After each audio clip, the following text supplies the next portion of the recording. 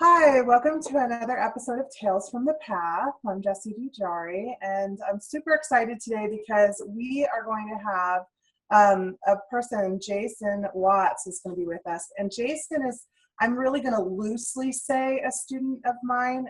I would say he's much more his own student and his own self-driven, self-motivated, self-guided grower, manifester, developer. He's really been somebody that has been working with me, I think, for about 2 years, maybe a year and a half. And we have both grown so much since we met. And it's awesome. Every time he comes to me with something, it's exactly what I need to be learning about. So I thought, who better to have on and talk about his journey. Hi, Jason. How are you? Doing good, doing good. How are you? I am so good. The energies are super strong right now. So I think we should also remind, it's just popping in my head before you start talking, everyone who's watching this, just take a moment to ground yourself and connect. Jason and I both bring energies in when we work. We're very much willing to serve as conduits. So you're going to be experiencing a lot of different energies right now while you're watching this show. So my advice would be ground yourself and bring yourself fully into this present moment to listen to the show. And I don't normally do this in the beginning of the show, but I'm feeling guided to. So that said, Jason, hi, how are you? Doing great. Blessed and divinely favored as we all are. Yes, yes. I love that your perception of abundance is so beautiful and so true to the nature of abundance. I would love you to talk a little bit about your life My life. and how you've come to this place where you do feel this way, where you feel that you live in abundance. Well, I have been one of those light workers that started out very bumpy. Things were very angry. I grew up in a very traumatic childhood and have spent quite a bit of time working on healing that inner child and healing those experiences.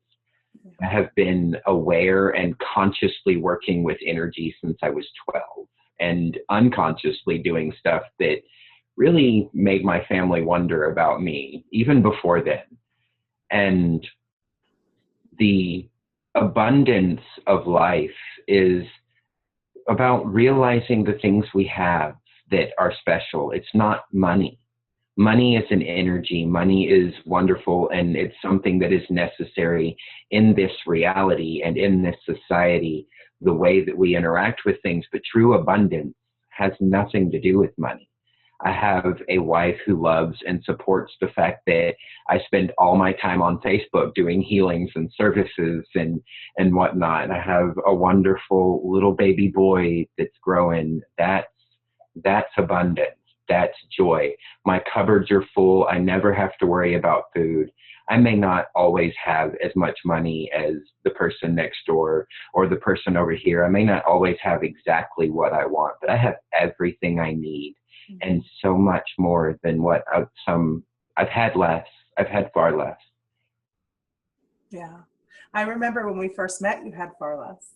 When we first met 18 months ago, my wife was pregnant with my son, and I was regularly going 2 and 3 weeks with nothing to eat just so she could have something to eat. Now, I am an extended faster. I do 30 and 40-day fast, but doing that for spiritual reasons is a completely different thing than saying I don't have the money to eat. Right. Yes. So, but at this Actually point, talk about that a little bit because I like so many people that I work with are in that state. They struggle. They're struggling just to survive. It is every day. Where am I going to get something to eat? How am I going to afford this? I'm passionate about working with that community, so I know that they're going to be watching this. Can you talk a little bit about how energetically that impacted you? Like, what's the difference between fasting and starving? well, fasting I'm trying to get closer to God. Starving is, oh my God, what am I doing? How am I going to provide for myself? And sitting there with my wife pregnant, and I'm starving so that she can eat and provide for my growing little baby fetus. It's about how, if I can't even feed me and my wife, how are we supposed to feed a child? How are we supposed, I mean, there are government things in place like food stamps and WIC, but as a budding new parent, you almost feel like a failure. It's like, I can't do it on my own. I can't do this. I can't do that. And that feeling of failure detracts from the true abundance of everything else. I mean, I was so happy just to have a ride to the food bank so that Emily could have bread to eat, I you remember. know. Yeah. You remember I took pictures of all the food from the food bank. I'm like, look at this. It's abundant. I do. And I remember seeing that and just my heart filling with the joy, just filling with that joy. And I thought, he's going to get out of this because that's the way he feels. That's the approach. Now, how do we shift his energy so that he can see the abundance even when it's not there? You just have to focus on those things to be grateful for. And it was the pregnancy that shifted it for me. Seeing the pictures of the sonogram and being filled with the love for my child, seeing the growing belly on my wife, knowing that my whole world was changing right before my eyes. I had to do different. I had to change. And I started keeping a gratitude journal, something simple. Every morning I'd write 5 things, and I still do this. I'm on day 88 or 90 now because I broke my chain for my journaling, but I still do it. And sorry, I got to reground for a sec. It is strong. There's just such a joy. Somebody told me the other day that my voice carries dimensional energies, and ever since she mentioned it, I'm very much aware of Right. the way it goes. But just seeing those little things, if all I could think of was I was grateful for my roof, it didn't matter that the house I lived in at that point, I could look in my closet and see the outside. The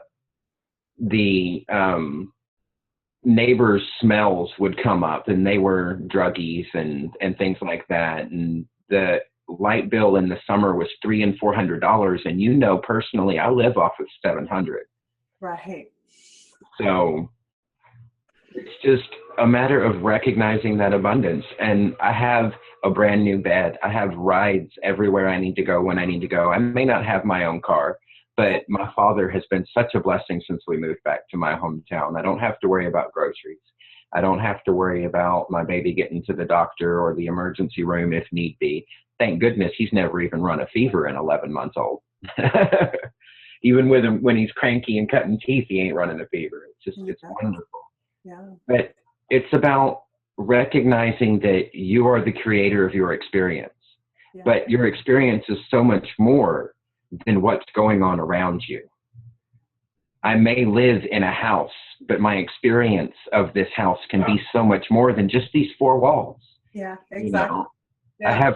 I have 2 dogs, but my experience of those dogs is so much more than feeding them dog food and hitting on them. But there's so much love. There's so much communication. And I feed all the stray animals around here too. My mother. We have there's a couple of pictures of the cats that are up on my head or on my shoulders or whatever. They're on my Facebook page. Stay grounded. It just keeps flooding. It's so I flow this similar energy when I'm doing my healing sessions and my chakra work.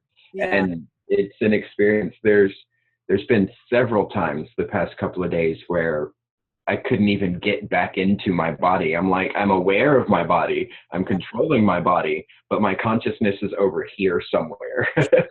That's been happening a lot lately. It's where, for me, it's where the consciousness is just spread all the way out. It's my consciousness is now just at these points when it's really coming in strong. It's like the consciousness spreads out so far.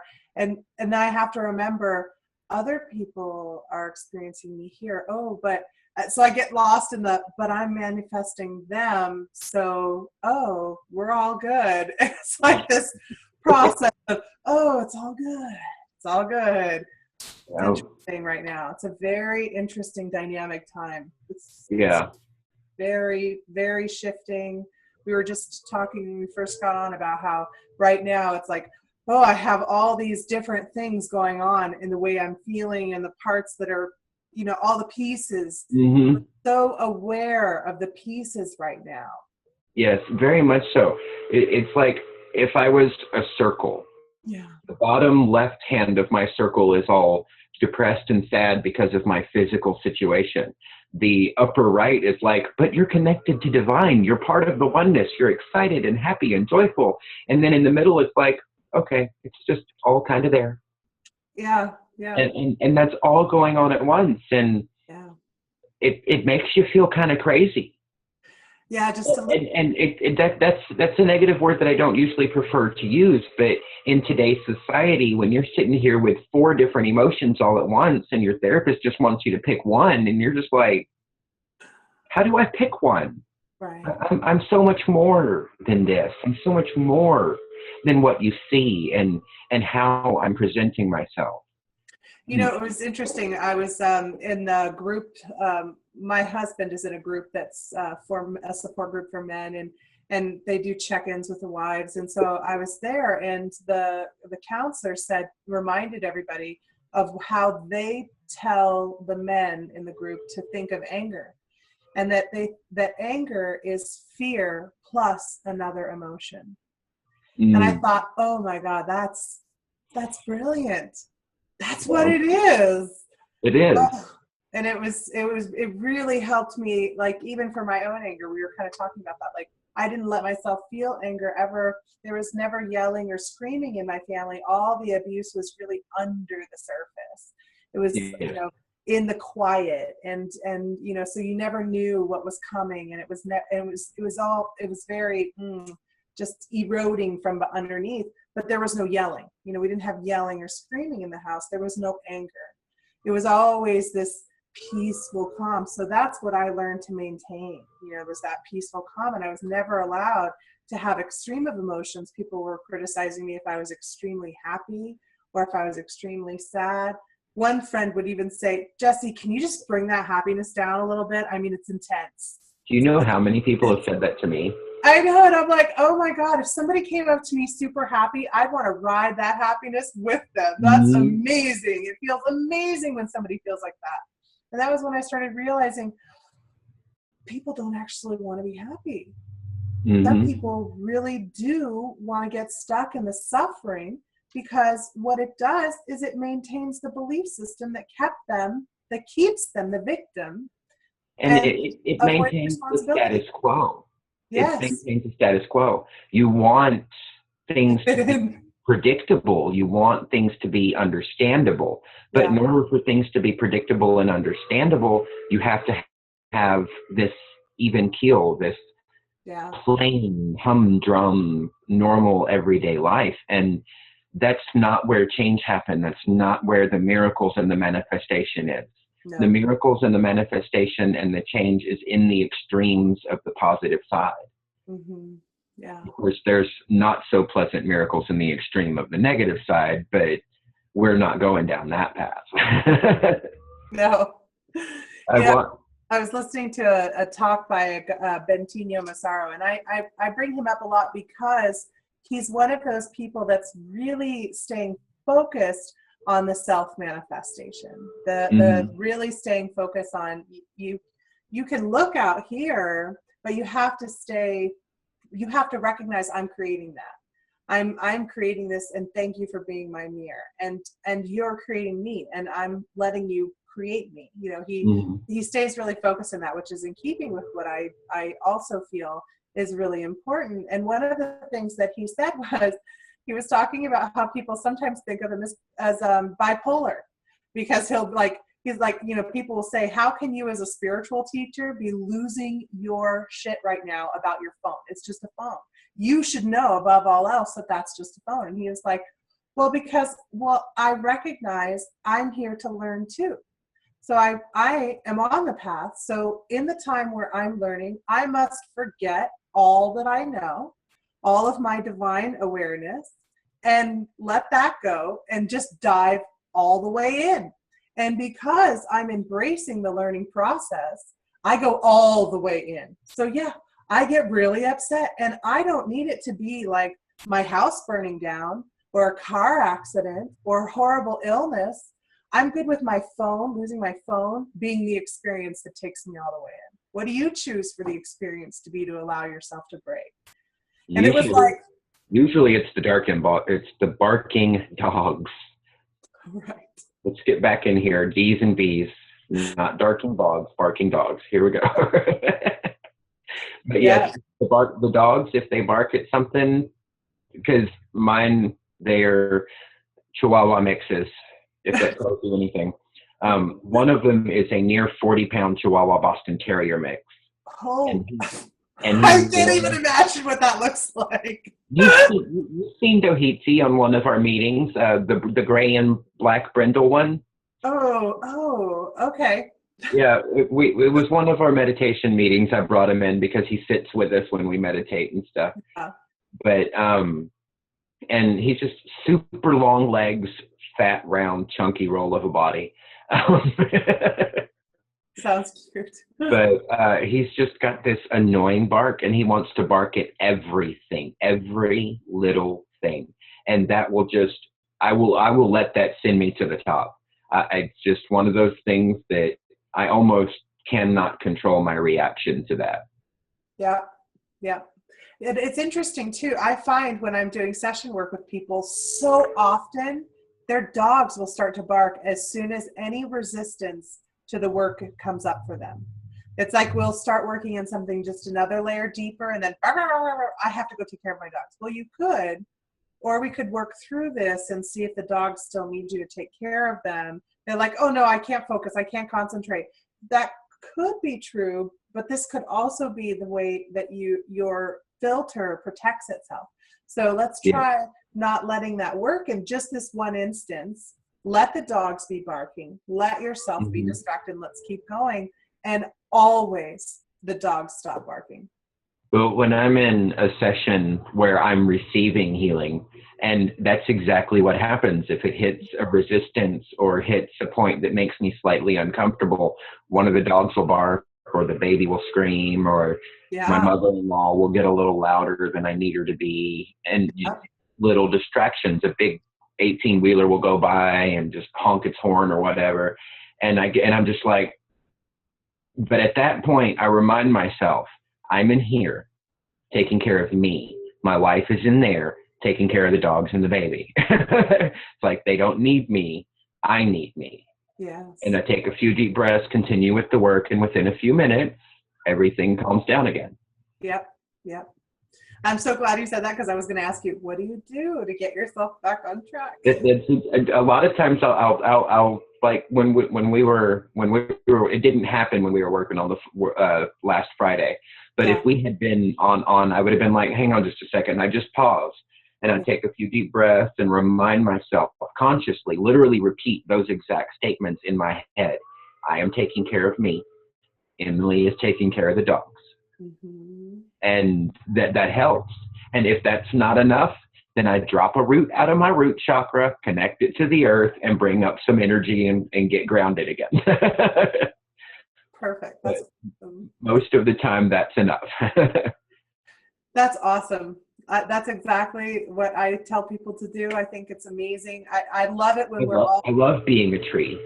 Yes, me too. It's my favorite. I like to just think of myself as an ant walking through the world, and my roots are just always moving. They're always. The first time because I have a mindfulness bell that goes off roughly every hour on my phone to remind me to check in, ground, and recenter my energies into my solar plexus area. And the first time I did that while moving, I was like, oh my God, I'm an ant.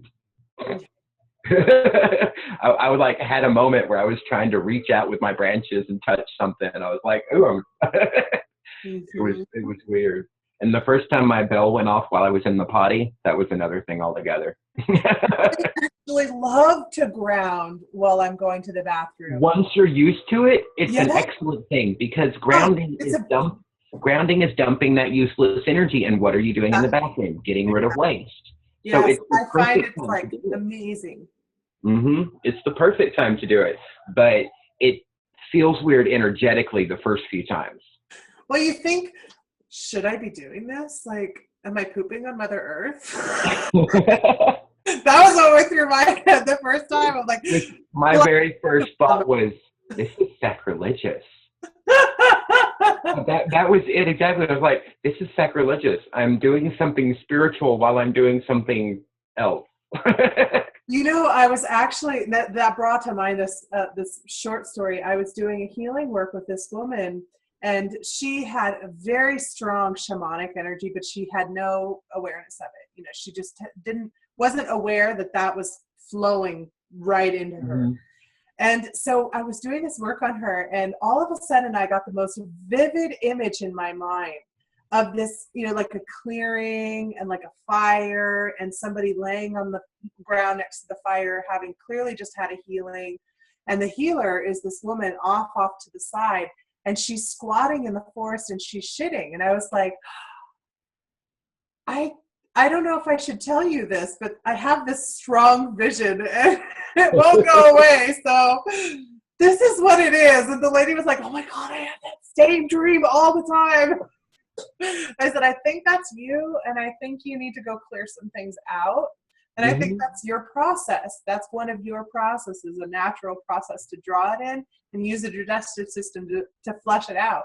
And she said that after that she had gone and done that. And she said it was terrifying what she saw in the bowl, but she has never felt healthier, and her stomach cleared out, and she didn't have digestive problems anymore after that. It was really awesome. Very interesting. That is, but I mean, it fits in so perfectly, because grounding and centering and doing all that is to clean us out. Yeah. And that's why Source gave us the system that we have, so it can clean out the stuff we don't need once we've gotten the stuff we do need from it.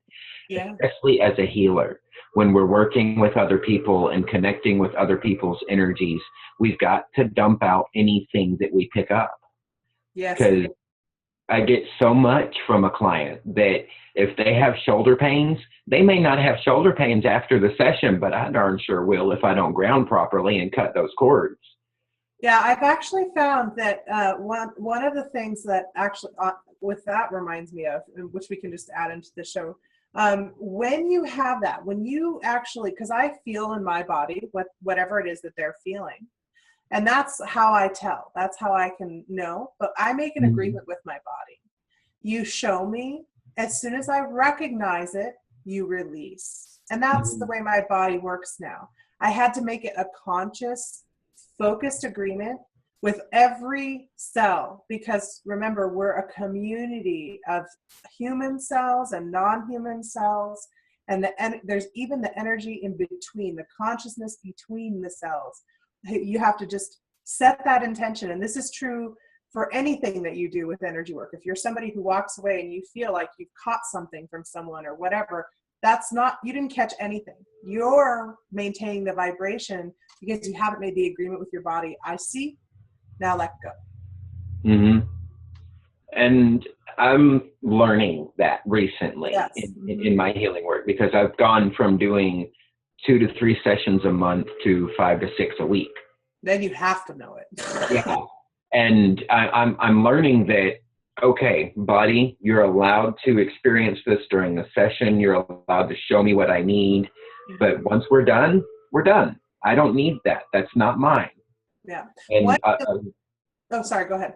A lot of times I find it easy, and it's not necessary by any means, because intention trumps everything. Yeah. But a lot of times it's just easier to do the motions with the body and let your body know, just to help reinforce that energetic, especially in the beginning stages of doing that. You just want to be like, no, I don't need that body. Come on, just let it go, and just brush it off.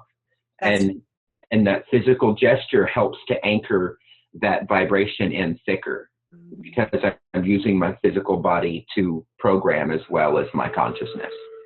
And it's very much like pranic healing. Have you ever done pranic healing at all? No, but I have studied briefly here and there. My favorite phrase on something that I know about but don't know about is I know enough to be stupid. I have a general idea and I Right. can sound like I know what I'm talking about, but I don't. I've never done pranic healing. I've only ever experienced it before, and that was what they were doing. Is they're like brushing.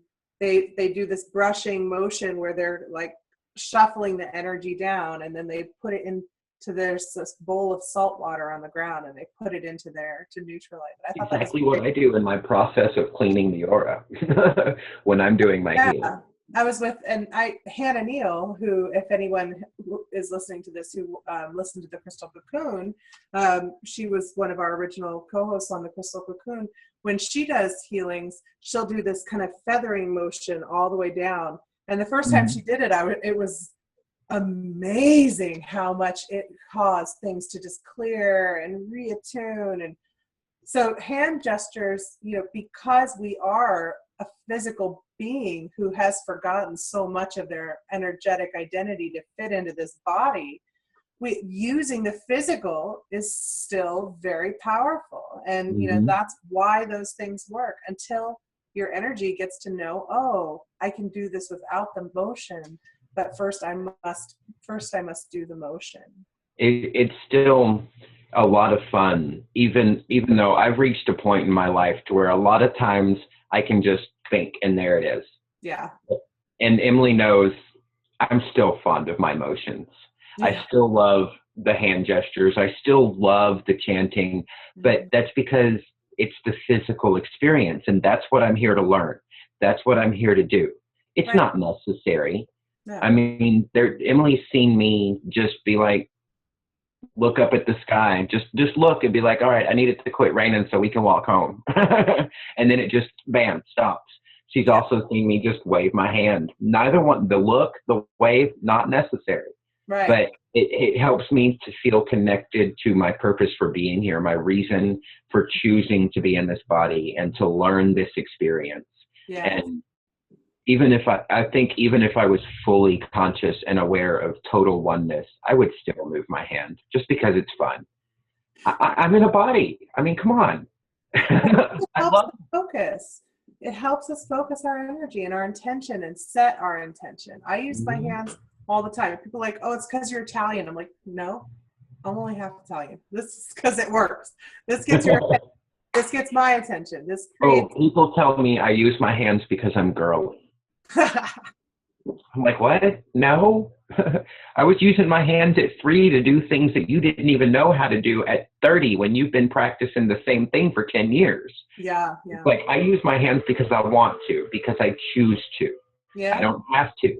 Because we also are an expression, right? It's like how Bashar says, I see through every cell. I experience through every cell. Every cell can do what any one cell can do.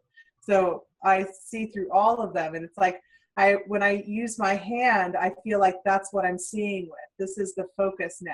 Oh, this is the energy now. And as I shape my hand, and I have never studied mudras, never. I've never made that a practice. I love mudras. Well, when I started learning about them, I was like, oh my God, I do those naturally, depending on what those are those. So it's like, if you're in tune, your hands will just go into that posture. I did a healing last week and connected with the person I was working with so deeply that she was copying my hand positions, not knowing what I was doing. Cause I do mine remote. Yeah. They don't generally watch me, but Yeah. I have a video and I do a channeled message and then I send them the video and allow them to use that video as a meditation. And during the session, I'm like, all right, you do this, meditate, focus on safety, protection, peace, whatever. And during her portion of meditation, while I was recording, she was copying all of the hand gestures, had exactly verbatim. And she's like, I wonder why I felt led to do that. And then she watched the video and I'm doing the exact same thing. She's like, it's the oneness. It's the experience of that connection. Exactly. It's awesome. You okay over there? Oh yeah, I'm good. It's just strong coming in. It's so strong. My crown chakra is receiving a lot at the moment. Yeah, mine too.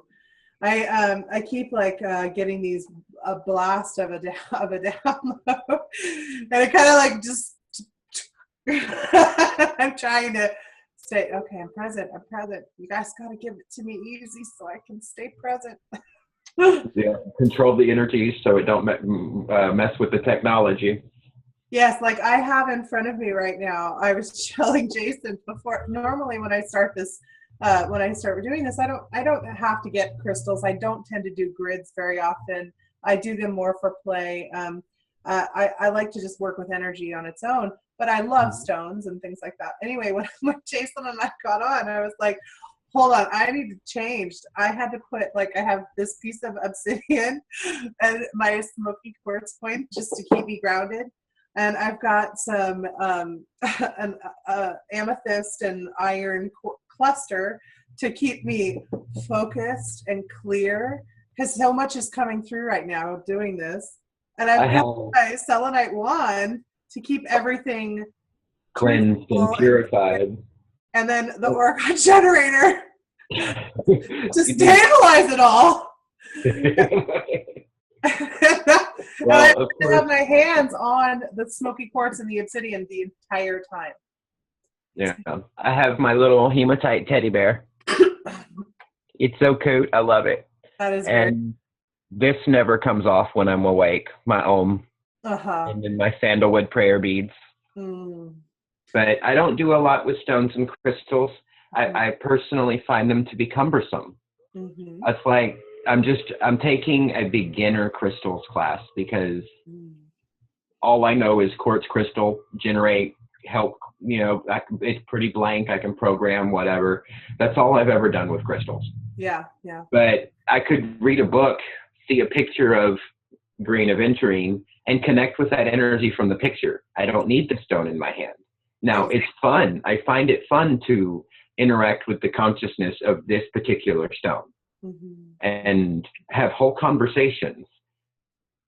But I remember the first time something inanimate spoke to my wife, because I taught her how to talk to the consciousness of different things. And it was actually our refrigerator the very first time. And it literally, she's opening the refrigerator and the refrigerator goes, "I'm empty." She's like, "I know, but I'm hungry, so put something in there." And it was just whatever. I have conversations with my food before, during, and after preparing and eating it. It's like, this is why I'm here, to experience everything here, even the parts of remembering. And realizing that everything is conscious is part of that, and experiencing that multidimensionality is part of it, but also while remaining in my body and while maintaining my body. If I started talking about the things that I can do energetically and the things that I have done energetically, it would take forever, and people would just be like, "Really? You should go to the nut house." Yeah, you definitely get to a place in the path where you have to stop sharing with everybody what's going on, because not all parts of ourselves are ready for that conscious awareness. We're just not ready for it. And I always try to remind myself that they're a part of source also, and they're the part that are holding on to the forgetting for us now. So then I can honor it, and I don't feel so much like I'm having to hide or deny myself, but that I'm honoring the fact that they have to walk in the forgetting zone, and that's sad. Yeah. Well, that's hard. We're all path walkers, whether we realize it or not. Exactly. No matter where we're at on the path, it's irrelevant. We are all here learning the lessons that we need to learn, having the experiences that we need to have, and growing the way that is best for our portion of the oneness, our portion of the consciousness. Just Exactly. because I'm currently aware of 12 dimensions over here doesn't mean that this person over here who's still practicing a religion very closed-mindedly, that Mm. doesn't make them wrong. Oh, They're not wrong. They're different. yes. They're experiencing what they want, what they need. And all of these experiences are necessary for the oneness. That's why there's so much diversity. The Yeah. oneness wants to know what it's like to not be one. So here we are. Yeah. I Exactly. Yeah. was riding with my uncle today, and he was in the car, and I'm sitting here. He's listening to some gospel music, some stuff I grew up on, just some powerful music. And there's some people within the Southern gospel, country Western gospel stuff. And when you hear them singing, you can feel the power of the oneness coming out of them. Oh, And yeah. it's I just a feel it. beautiful experience. And I'm just sitting here in his truck driving down the road because I had the opportunity to make a little extra cash money, and I'm just like, oh. He looks over at me and he's like, "What?" I'm like, "God." Hmm. I just went, "God," and he's like, "Okay."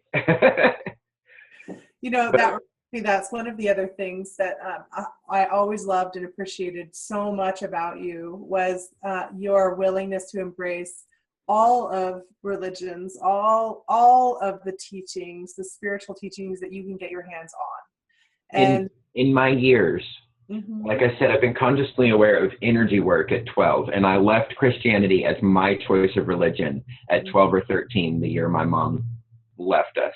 mhm, And it was just, I have studied Judaism.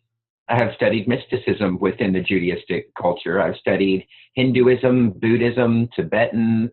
I've studied Taoism. I've studied all the sects of Christianity, Mormon, Jehovah's Witness.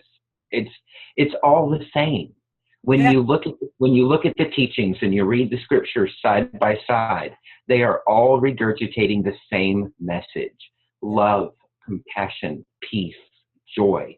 Those are the experiences we're looking for.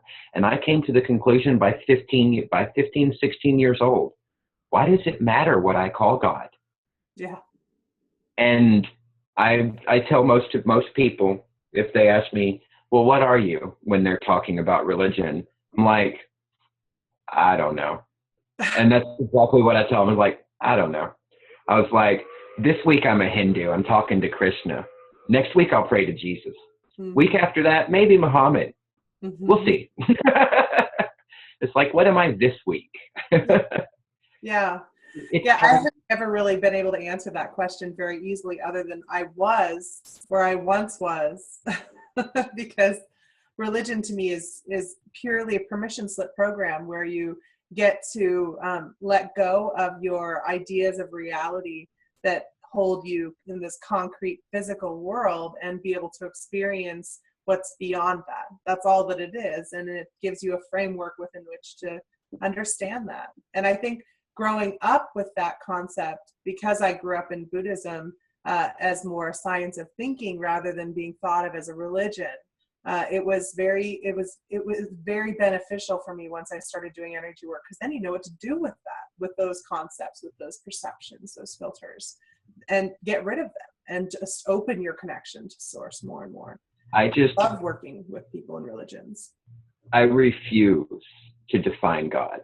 Yeah. I literally, I mean, like I said, one week it's Krishna, Lakshmi, Buddha, Kuan Yin, doesn't matter. They're all the same to me. It's Yeah. just different facets and different ways to understand the oneness based on culture. Exactly. Yeah. I was born into Christianity and I was raised Christian, but honestly, that's because I was born in Tennessee. I Had I been born in another part of the world, I would have been another religion. right. And even the Pope released a statement to the Catholic Church recently stating all religions are valid because they are valid in the heart of the person who practices them. It's Yeah. unimportant about the definition. And the Pope before him, the one that stepped down, even he made a comment that religion and God as we define it is outdated. Yes. Mm-hmm. And if the leaders of the major world religious leaders are recognizing this, why can't we? Right. Yeah, exactly. Well, on that note, wow, what a great conversation. This is exactly why I love this show and this format. Um, we're getting close to the end of our hour, and I'm trying to get better about not making super long shows because I can talk forever and ever and ever. Jason, do you want to talk a little bit just about what you do in your practice and what you're offering right now? For me in my practice, I like to say that I offer guidance and I offer assistance. God heals, Source heals. I as a part of Source am aware of my ability to flow that Source energy. And on the screen there is my website. I do what is known as time healing, and it is theocentric, interactive, magnetic energy. And there's an interactive portion of meditation for the person that's being healed. And then what I do is I just clean your chakras. I balance your aura. I flow energy into them, help them to get spinning more properly. And then I also work with the Earth Star and the Soul Star chakras, which a lot of people aren't aware that those exist. They're just like, there's 7, right? And I'm like, no, there's hundreds. But we're going to work with 9 in this healing session. I do card readings. I do energetic activations. My schedule is posted on my website now. So you can, and there's lots of lovely little buy now buttons. And like you, my passion is making it affordable. Because when I got started last year, I'm sitting here like, okay, so I'm around all these healers, $300, $500, $800, $200. I'm like, but I have 20. It's like, I have 20 and this is my food money and what, Right. So and those are the people we need to teach how to do this the most so that they can come up out of that. It's about breaking that threshold. It's about getting more people to understand and more people to grasp the ideas and the concepts. I teach freely. Now, when I'm using my own time and my own energy for healing works and readings, I do tend to charge for the effort that takes. But if you message me on Facebook, I will answer your questions. I will not charge you. I will send you energy, blessings, prayers. I will not charge you for that. I will answer you from the moment I wake up till the moment I go to bed. I am available on Facebook to teach and to help and to do. And like I said, my wife is a lovely supporter of our mission together and what we do. And she's starting to come into her own and her mission and her expansion of her abilities and such. And it's just a beautiful experience.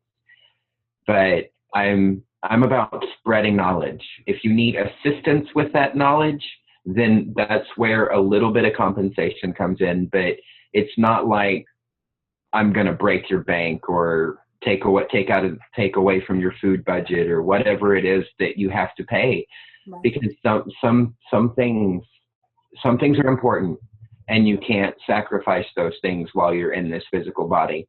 But our spirituality is important too, and it needs to be more accessible. Yeah. And I think there are, I think the way that you put it is beautifully, because you live in a state of abundance, because you're supported divinely and physically by the people around you. You've created a support network. That's exactly it. When you start to realize how blessed you are, the source will show you how blessed you truly can be. Yeah. And it's beyond anything that this ego mind can come up with. Exactly. And that's the whole thing of it. It's that we do need to charge for our session work, because session work that requires us to stop everything else. If we're just answering your questions on Facebook, it's fine, because we can be answering 20 people's questions. We can be moving around. We can go somewhere. We're not tied. But if it's a session, then you get us undistracted, completely focused, and we need to be compensated in order to pay for our training, in order to pay for our food, our housing, all the of internet. the internet bill, the electric that it takes to run these things. Exactly. This program that I pay for in order to have the show and have classes, this all costs something. And once upon a time, you would never have dreamed of going to a healer or a wise person or anything like that without something to help sustain them. And you can show up on my doorstep with food. You can show up on my doorstep and help me clean my house. You can show up. I am willing to do any sort of exchange of energy. But because we do work for so much of our time that we devote to service work, I call that my service work, that helps me fill myself with abundance and energy and keep me in the flow and keep me learning and keep me working. And also, I do have a set number of free session slots that I do every week. Yeah, because there are people, my prices are low compared to other energy workers. And even that is difficult for someone who lives off of what I live off of, or what I was living off of last year. It would have been even more difficult for me to come up with $40 or $50. Yeah. And so I still have, I do 4 or 5 hours worth of session work for free every week. Yeah. And whether that's readings or healing work or energetic activations to help you find these positive energies within yourself. Because for me, that's what an activation is. I'm not adding energy to you. It's already there. I'm just showing you where it's at. I'm just showing you how to tap into that. And it's not that you couldn't figure it out on your own, but to have a little help, it makes the process go by a little bit quicker. Yeah. You wouldn't start baking bread without a recipe. Oh, I love baking bread. I haven't done that in years. I need to get in there and bake bread. We've got all the stuff for it, even yeast. Yes. Well, maybe you should make a loaf of bread. Maybe that's why that popped into my head. Well, Jason, thank you so much for joining me. I'm so honored and I'm so grateful that you came and shared your story so freely and the way that you work. And this is exactly what I hope for the show, so that other people can listen and go, oh God, I had that experience, or oh, that's what you can do. And that's really the whole point. We share our stories, we share our knowledge. I'd like to share something my very, very, very first mentor told me years ago. There are no limits. No. The only limits are your imagination and your willingness to practice. She said, if you can imagine it and you're willing to practice at it, you can do it. Mm. And since then, I've controlled the weather. I've healed. I've taken pain away just with thoughts. Mm. And that's just a few of the things. I can slow down or speed up my experience of time. There are no limits. Mm. Just because you're in this body doesn't mean you have to be this body. And it's wonderful when that truly dawns on you. Yeah. Yeah. Oh, beautiful. Perfect. Ooh, I smell dinner. All right, go eat dinner.